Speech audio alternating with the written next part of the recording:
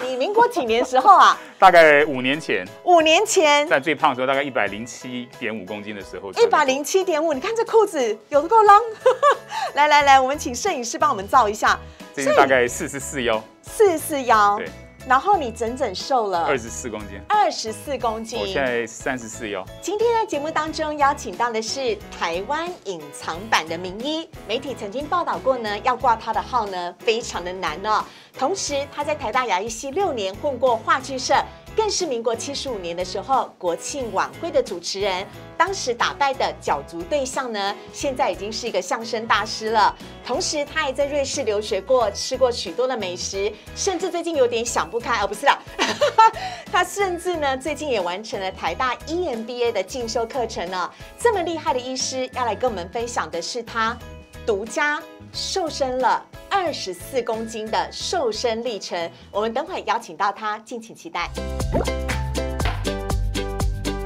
Hello， 我是诗伟。今天我们在节目当中邀请到的这位名医呢，还不知道他的庐山真面目，但是他很厉害，他做到了大多数人做不到的事情。他居然一口气从破100公斤瘦身瘦了24公斤，他怎么做到的呢？我们赶快来欢迎他，台大医院的名医陈运之医师。医师好。各位好，各位观众大家好。哇，你这身精装是怎么样？这是什么衣服啊？对，这种这个当初在念 EMBA 时候的这个自行车，我们去环岛时候的车衣。因为这是目前为止我大概周末假日如果不下雨的话，我大概就是这一身出门。OK， 不过这当然是瘦身成功之后了啦，哈。是。好，我今天呢要来跟大家展示一下陈运之医师呢他的裤子。这是你民国几年时候啊？大概5年前。5年前。在最胖的时候，大概107.5公斤的时候。107.5，你看这裤子有多够浪。来，我们请摄影师帮我们照一下。这是大概44腰。44腰。对。然后你整整瘦了24公斤。24公斤。我现在34腰。好，我们先来看一下啊。事实上呢，我必须说实话，很多医师呢都会叫病人要减重，特别是我在看睡眠门诊，很多打呼病人就是因为太胖。来，医师可以坐靠近我一点啊。所以呢，比如说像很多的病人，很多的医师呢都会叫病人要减重，对不对？对，尤其是您所在的科别，是为什么？因为我在门诊有个很大的工作服务项目，就是处理睡眠呼吸中止症，打呼、呼吸中断。那这些病人其实肥胖是非常重要的病因，所以我常常会建议肥胖的病人要减重。可是各位可以想象，我如果以前穿着44腰的裤子，要求病人减重，没有人会听的。你胖成这样子，你这个里面装很多黄金哦。肥油。这时候是在103、104的时候，103、104的时候。对。然后这样子的医生如果穿了白袍跟你讲说，你要减重哦，这样子才不会一直打鼾吵到你太太，大概没什么说服力。不可能。对。这么胖的时候，替你的人生带来什么困扰吗？我觉得人生是黑白的，因为那时候其实胖跟病都会搞在一起。其实那时候我身上有蛮严重的一些代谢性的疾病，然后再来三高嘛，对，然后我的膝盖也出了问题。膝盖为什么？因为太重，所以膝盖承受不住。所以后来慢慢就体会出一个，常会跟病人在讲，就是自己的经验。如果真的胖到膝盖负担不了，很可能就是一个无法回头的状态。因为你膝盖不好，你开始不太能够运动，然后你就慢慢会越来越胖。而且你会变得更不想走路，因为你一走路膝盖就会痛。对，然后再来心肺又不好，会喘。那到最后，所以你看美国很多实境秀里面很多胖子，他最后都不想走出家门。对，你不要想说他怎么那么懒，出门运动都不运动，是因为他站起来膝盖会痛。没错，真的膝盖会痛。所以我现在有时候问病人，就问他说：“你现在膝盖还好吗？”真的我会劝大家，就是在膝盖还没有出状况之前，应该要想办法不要走到那一步。好，所以呢，我昨天问陈运之医师说：“医生，给我一些你胖的时候的相片，你有没有看到这后面每一张相片都像裁切过的？为什么？因为当我很胖的时候，你根本不会想照相，所以这些相片全部都是跟别人合照，不得已合照，不得已的，真的不得已合照。那所以你昨天跟我要照片，我只好。好不容易找到几张很胖时候的照片，可是旁边都有人，我只好裁切让你看一下。医生，你看看你这肚子，真的都已经垂出皮带了耶，对不对？这一定是完全标准的新陈代谢症候群。对。其实我必须要讲医师在看这些相片的时候，医师一直很不好意思。但我觉得应该要自豪，你知道吗？因为过往的肥胖，让你体会了健康的重要性，所以我现在特别珍惜。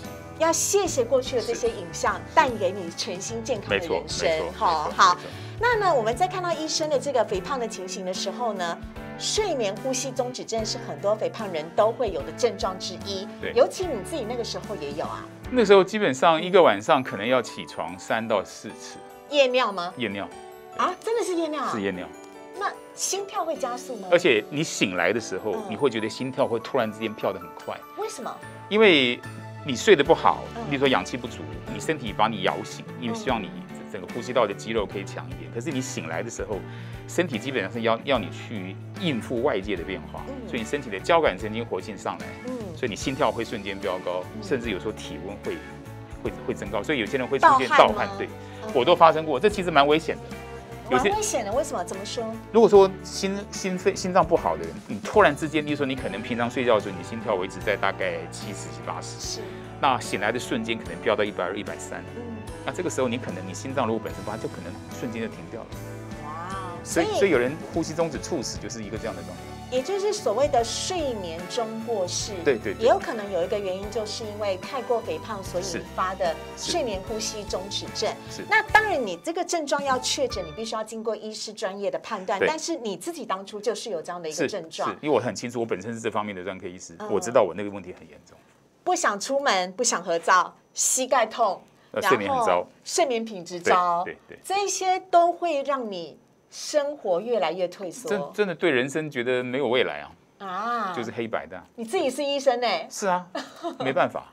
所以你也经历病人所经历过的一模一样的情形。好，那后来呢，陈运之医师啊，他决定呢，要瘦身呢，从这样子100多公斤呢，要瘦身，他用的方法，你试过什么减肥方法？我想什么，一般最常就先少吃嘛，对不对？可是问题是，当你减下来，觉得好像少吃个一两个礼拜，体重会减一点，你很会觉得，好像是很容易，你马上又开始放纵自己，就出现所谓的溜溜球效应嘛。对，那我一下胖一下瘦，一下胖一下瘦。那我也试过一些中草药啦，甚至包括什么埋线啊等等。那可是因为我还试过鸡尾酒疗法。我跟你讲，鸡尾酒疗法有够痛苦的，我早中晚都要吃一大把的药，而且那个所谓的鸡尾酒疗法，就是它是综合的药丸。对，很多是用它的副作用，我没有，还好没有。哇，真的是，它是用药物的副作用来帮助你减肥的。那因为各位可以看到我那时候的状态，我身体状况其实很糟。我想我就不想多说，我身体里面实际上出现了某些病痛。那我有一个刀我必须要开。可是那个体重100多公斤的时候，医生他也讲，你这个状态，你大概麻醉下去，你可能就醒不来了。所以我必须要。肥胖的人连麻醉都有风险。所以这种情况我必须想办法快速减重。所以我先很快的，就是忍了一段时间，减少饮食，大概从107大概掉到103左右。我去做了一个，我也从来不会吝惜告诉人家的是，我真的去做了一个缩胃的手术。好，因为我必须要快速把体重减下来。所以这个是切胃手术，对，这叫袖状切除。对，就是把你的胃呢活生生的去切掉一半以上，然后去缩减你胃的容量，所以你就吃不多了嘛。对，很痛苦那刚开始做完手术的时候，我可能一餐吃1到2颗水饺就已经很脏。我一餐都要吃10颗还要加一个酸辣汤，不好意思。所以做这个手术完之后，减重减的速度非常快。可是那不是一个健康的减重方式，因为你身上其实是营养不良，然后你身上肌肉会大量流失，可是呢，它一个好处是，它有点把我的身体 reset，因为当体重很快降下来之后，我的膝盖的负担减少，可是我身上的肌力是弱的，所以我就必须要去运动，所以才有这称自行车。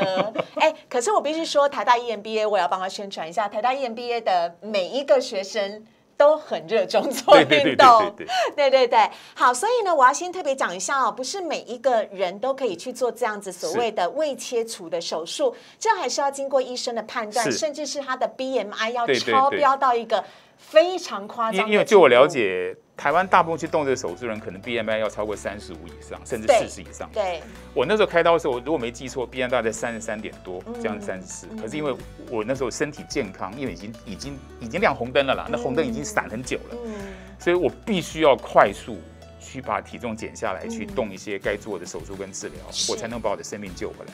所以那时候我其实是花了很大的决心，我去做了这件事情。在动手术之前，你会不会怕这一动手术麻醉下去就醒不来？我觉得已经没有什么选择了，所以而且我相信我们医院的同仁。对，这是在台大医院开的哦，所以我要再次讲一下这个胃绕道手术呢。这切除，我是做切除，胃切除手术呢，其实不是每一个病患都适用，请还是一定要看过医生。但是这是帮助陈运之医师先快速的瘦身下来，在他瘦身下来之后，哇！这真的是玉树临风啊！您看看那个小腿啊，细到完全不行啊！这个西装全部都定做了吧？对，牛仔裤新买的吧？对，所以我过去这1年花了不少钱在自装上面。这个瘦多少？这个大概是差不多82点多的时候，我现在又微微回来一些，不过因为不会差太多，因为我现在就说你缩胃一阵子以后，胃容量会减了，所以你还是会慢慢会多吃一点点。你说2颗水饺变5颗？大概5到6颗现在。可是我觉得很重要的一件事情是，会胖的人有一个过去的经验是这样子：你吃到肚子里面的东西，你觉得它已经有饱足感，多半会 delay。可是当我胃的容量减少了以后，其实很清楚，就是你吃一点东西，你胃马上有点被撑开的感觉。所以我那时候会决定我要不要再吃。那后来我一些学生常常带我出去吃饭，也选择觉得老师，你的胃容量完全是跟美食的等级有关系。也就是美食当前我就吃得下。如果很好吃的东西，我愿意，因为胃在撑的时候其实很痛苦。所以你那个美食要好到一个程度之后，我才愿意付出撑我胃的不舒服的代价。也就是减重成功之后的人生，每一口都非常的珍贵，要吃就要留给美食，要吃就不要浪费，是这个意思嘛？对不对？而且你那时候瘦到很夸张，你连背影啊，黄舒骏是不是一首歌叫做《只有你的背影还可以做到什么之类的》？连你的背影，你这个，这是我有时候到台南去演讲，我一个学生从背后帮我拍的。摄影师，我们有没有瘦？有没有瘦？有瘦，对不对？真的有瘦。这个男生都羡慕啊！你的老婆怎么讲？重新换一个老公吗？我觉得对家人来说，真的至少看到我健康，他们其实每个人都松了一口气。对，我觉得这其实是全家最快乐的泉源的来头，那个源头的来源就在这里。而且呢，当你穿衣服的时候，就更显得自信了，可以呢穿出。医生听说你那时候订了一系列西装。红橙黄绿蓝靛紫，通通都给我来一套。人如果瘦下来之后，就开始愿意展现自己了。那家店事实上后来因为最近疫情的关系，他比较没有时间出国去批货，不然我真的跟他讲这一系列的型号，每一件给我每一个颜色给我来一件。对，而且你要知道，我那时候在胖的时候，我其实很不想出门嘛。那有时候出门那时候真的要出去买东西，我大概只去好事多，因为车子可以开到停车场。你还不愿意走路？对。可是呢，现在就不太一样了。像有时候我常问我们家小朋友说：“你想吃什么 ？Baby 可以出。”听说你家是住公寓4楼，要爬楼梯的。对。所以你现在很愿意下去。我现在很愿意下楼啊，没有问题啊。下楼上楼都没问题啊。那你膝盖好了吗？现在完全没事啊，所以我还可以骑脚踏车啊。那你的膝盖有做过手术吗？没有，就是瘦身下来就不药而愈了。OK， 好。但是呢，我们要告诉大家，因为不是每个人都可以做胃切除手术的。当医生迅速的瘦了20几公斤之后，他还是花了一些的方法，也是医生最常告诉大家的：少吃多动，对，还是最重要的一个原则。所以我们下面要来看到的呢，这个是你最常吃的烤鱼，是不是？对，因为我跟我觉得运动有时候需要找到伴。好。那我最近就是有2、3个朋友，就是大概台大我们这一届的朋友，然后不同科系的，然后正好他们也受到我瘦身的感动。我们现在有时候周末常常出去骑车，骑完车你可以回到前面那一张。其实我现在后来我现在吃东西，第一个，因为我是容量有限，所以医生就告诉我说，以蛋白质优先。优质蛋白质在哪里？在这一块鱼。对。然后剩下的一点空间，我才会吃一点点饭。所以像这个饭对我来说，我大家都吃不完。然后基本上我现在因为缩胃最大，你说是好处也是缺点，就是它在上游就帮你把食量控制住。所以真的我本身要去选择，所以我常常去吃喜宴啊，或一些我一定先看菜单。因为当我容量有限的时候，我一定会挑哪几个东西，对不对？例如说今天哇，这个葱油饼很好吃，不行，我一吃我后面菜通通不能吃。所以很多东西我会挑，我会选。OK， 所以前面的冷盘可能先跳过，因为后面有个龙虾，对不对？还有一个鲈鱼，好，我要吃龙虾跟鲈鱼，前面我就先忍着一下，望梅止渴一下。所以这是医生你自己最常吃的部分，而且不止吃有控制啊，你连运动都有。这个是医师传给我的一个运动图，它代表是什么样的意思呢？在开始运动之后有一些什么样的改变？我想一开始身体不好的时候，或者刚开完刀，很明显一个东西是你在做运动，你心跳很快就会飙上去，因为你心肺不好，然后上去之后呢，要拖很长时间才会下来，也就是容易喘的那种意思，容易心跳太快。那我现在周末假日如果这个没有下雨，我会愿意出去骑车，可是其他的工作天呢，我实际上在家里跟工作地方我都有飞轮可以骑。下定决心了，对，否则医生那么忙，你叫他有什么事？所以我现在都要求自己，例如说可能门诊看完要回家前，或者回到家，我一定先骑1个小时的车子，这是昨天我所骑的状态。所以你看最近的7天当中，医师因为前几天正好在放假了，因为事实上我大部分情况我都有骑，你可以稍微把那荧幕往上走一点点。那各位看到那个边边有一些圈圈哈，那这个是反正一个 App 上面根据我的 Apple Watch 上面所测出来的东西，结果是什么？各位可以看到。我其实现在来讲，我在做运动的过程当中，我可以瞬间心跳跳到160几，好，然后停下来之后呢，它很快心跳会回到海格，所以你看我昨天，也就是心肺功能对，你看我昨天在整个将近60分钟的运动时间里面，我的平均心跳是120几，所以现在对我来讲是完全一点喘或心脏不舒服的感觉都没有。而且最重要的是，医师下定决心是在家里跟办公室都摆飞轮。工作再怎么忙，我一定要运动，抽出时间运动。那如果真的没时间，医师也曾经试过快走。对，我曾经以前就是从家里走6公里到医院上班，这个我都干过的事。所以快走、骑自行车，或者是骑飞轮。对，因为目前对我们这个年纪来讲，我也年纪不小了。我想。而且从以前也不是一个跑步的人，跑步这种动作对我来说，我的膝盖已经承受不住。可是我就觉得要挑一个，能够负担得了，然后可以操一下你的心肺，能够流汗。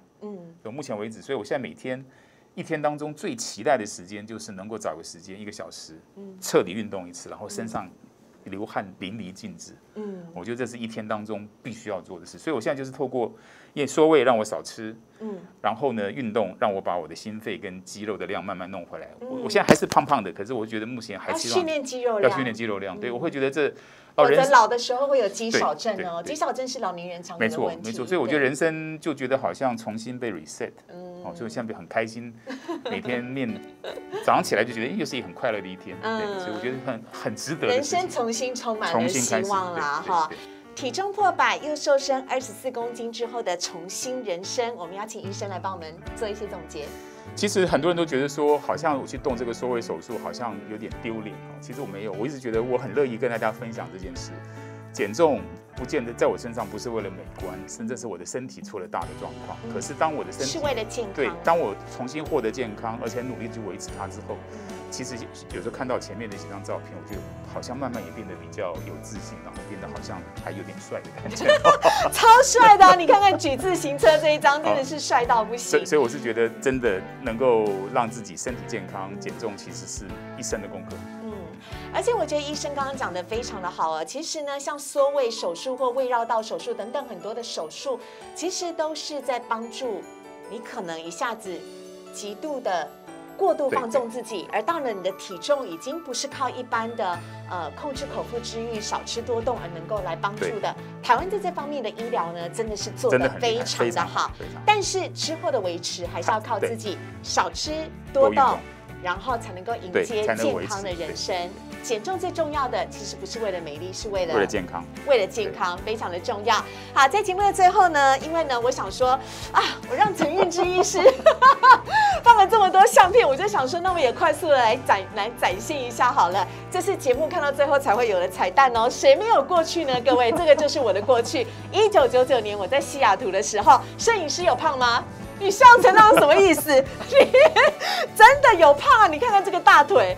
啊，哎，你很坏，还帮我遵命。然后呢，到了我最瘦的时候呢，就是这个样子。谢谢啦，拜拜，拜拜，拜拜，拜拜。我别想让大家。